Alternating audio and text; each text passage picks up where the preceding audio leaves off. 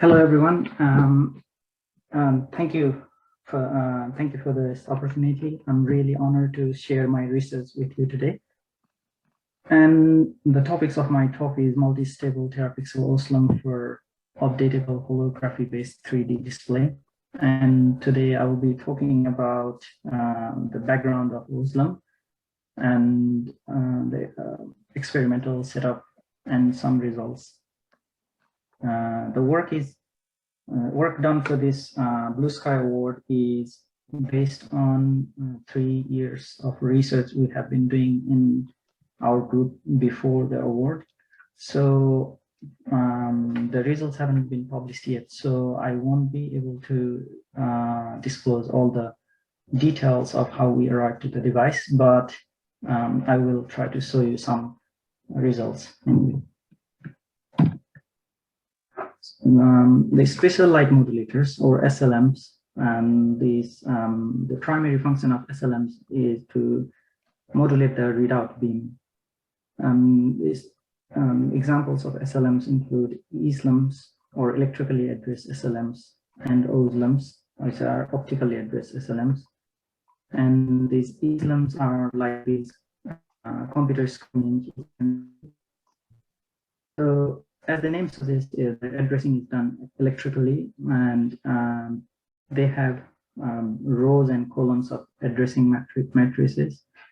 And when you select a particular row and particular column, particular pixel is selected, and once you apply voltage on the pixel, the adjacent liquid crystal changes its orientation and modulates the readout beam, and hence we see the image.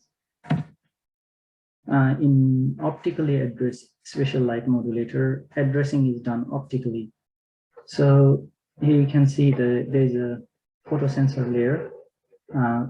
So when the image is incident on the photosensor layer, it changes the charge distribution on the photosensor layer.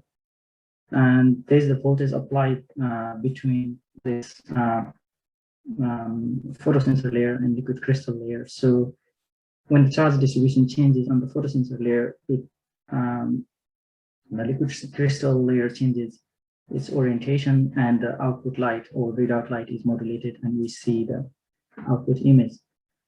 In case of OASLM, there's no need for the transistors or even pixelation. So it is suitable for. It can provide high resolution, a bit easier than in ESLM, and is suitable for holography-based display because it doesn't have any unwanted diffraction pattern from the pixelated nature of the device, as it has in ESLM. Similar to that OASLM, we developed optically operated special light modulator, which we call OASLM. In this case, there is no electrical control required as in OASLM, so it's completely optical, and it switches with a high speed and can provide quite high resolution as well. So the target of the project was to create a really large display with very high resolution, and this is the OASLM we developed during the project. You can see it's quite large, nearly 1 meter square. It's 1200 millimeter by 700 millimeter on the side, and we use laser to write. So this is a write laser which is collimated, and we use a hologram mask to pattern, or using contact imaging to stamp all over the OASLM.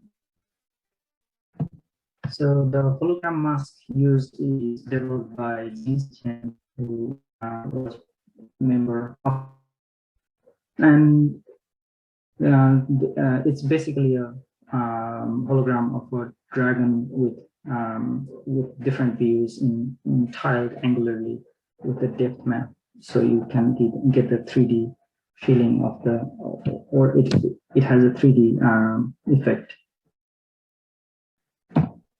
And this is me holding this O2SLM, and we have a rig laser, and it passes through the O2SLM, and we can see the hologram. Yeah, I'll show another result. And this is as we move the laser from side to side on the O2SLM. I just took a small part of it. We wrote almost everywhere in this device. So you can see the dragon, different view points of the dragon on the device in this case.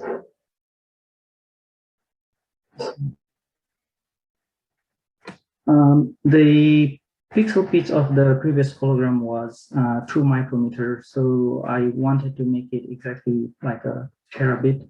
So I developed another hologram mask using a similar algorithm calculation as GNC used. And this is 0.75 micrometer pixel pitch. We didn't manage to write it on the O2SLM, but we managed to develop the mask for the project.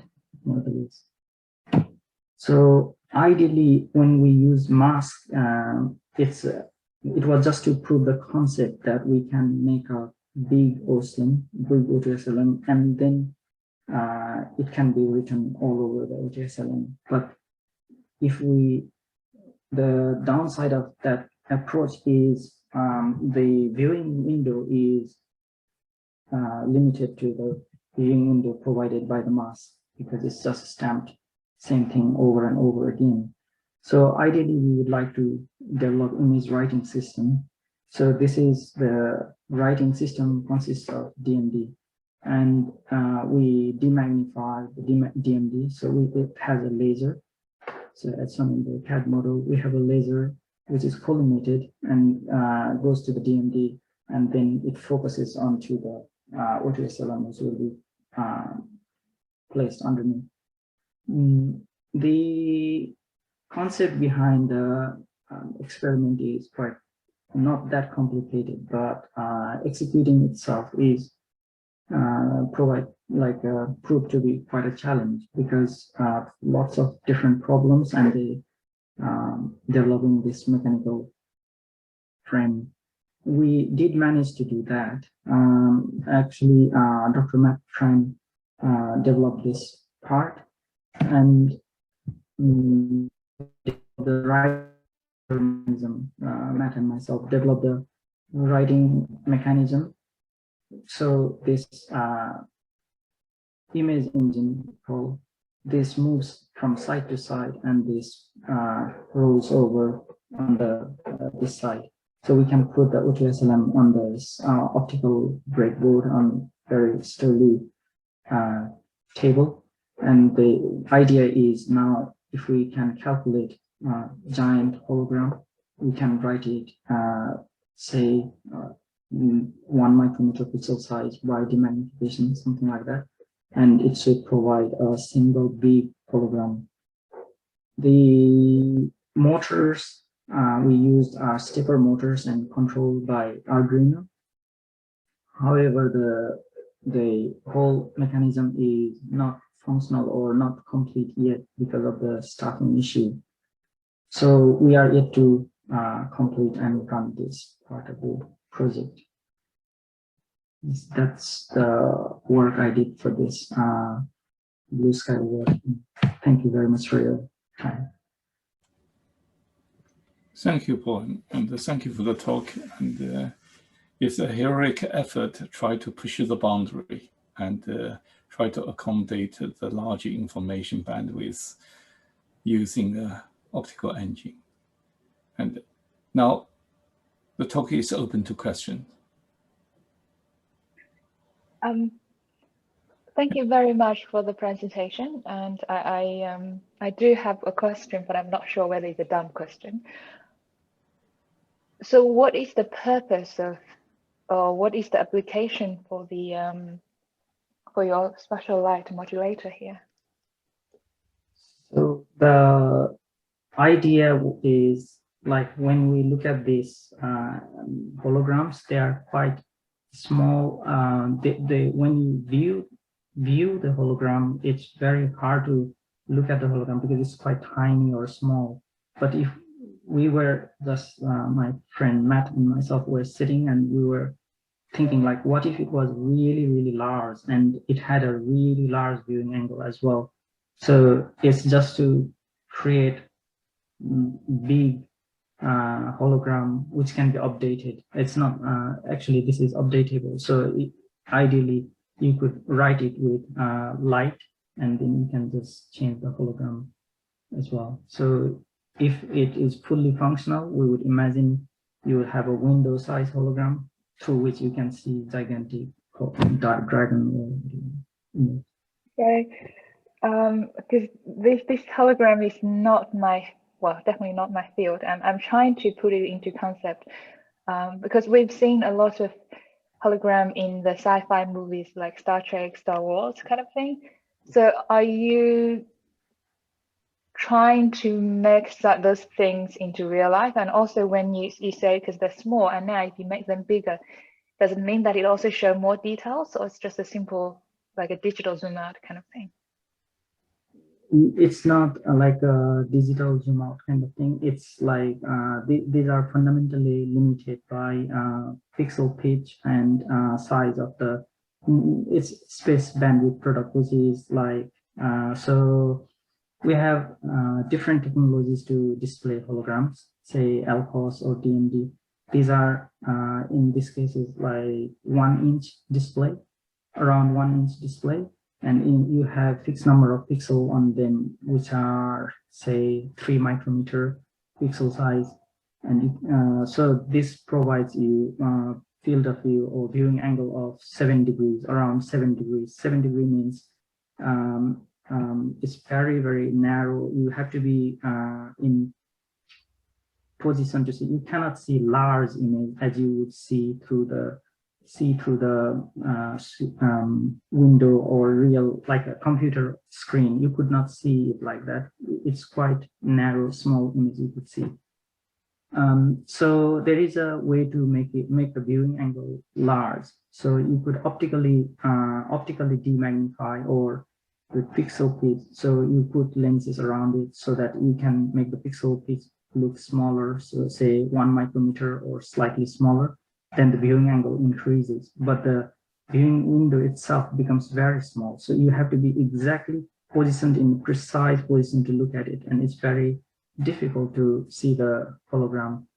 But using the device like which we developed, in this case, you could have a really large window to look through, and pixel pitch also can be very, very large. So you can see very big objects. Otherwise, even if you have large device, the object you can see can be very, very small. So it's like it's a hologram, but it's a bit underwhelming.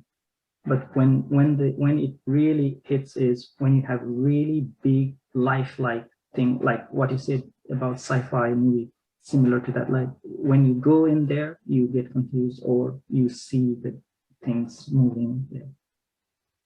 I see.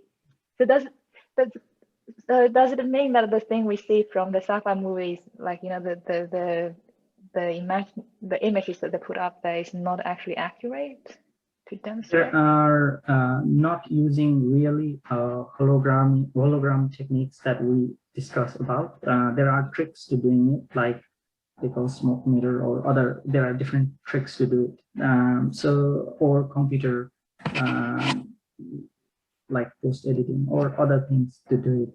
Not so far, this kind of moving image is not possible yet. All right, thank you. Thank you for your question. Thanks. Any other questions?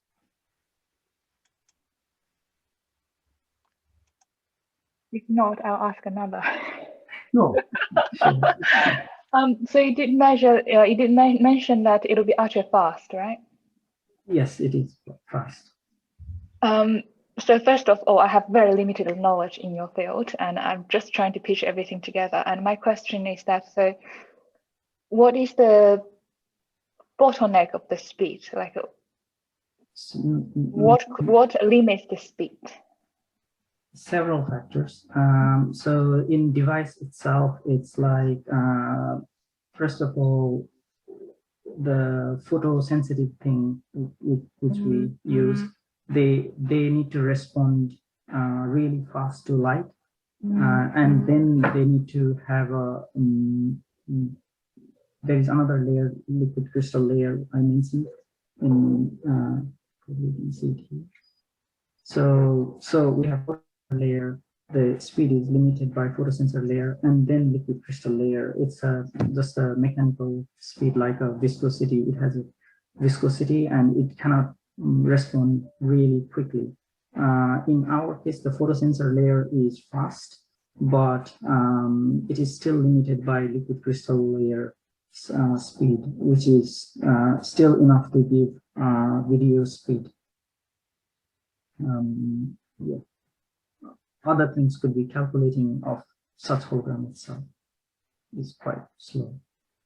So when you say very fast switching, how far, like what time scale are you talking about? Milliseconds. It's the material itself can switch much faster than that. But when we put it into device configuration, we're talking about milliseconds.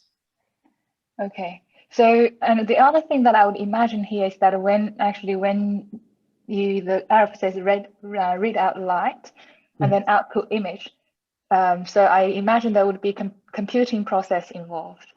Yes. Will that be a limiting factor? Like, does demand, like, is it demanding for the computing power, or? Yes. So the input image would be computed to. So this part is not. There's no computation involved in this. The other side. Sorry. Okay. But so you do need a really powerful computer to do this. Yes, it is a challenge. It's a big challenge. Thanks. I think this is probably a topic of a common interest. I would like to add a bit comments on it. So the aim is to get a large 3D viewing the images and of high quality. And intrinsically, they need a lot of information, probably 3 orders at least more of the information than what we see on the 2D image. And that's create a lot of problems, not in the fundamental physics. The holography fundamental physics is capable of being able to do it, but is how to generate the information itself in the holographic way to process such a large amount of data. So we're talking about a terabit per second data in a raw data form. So the calculation is one of them.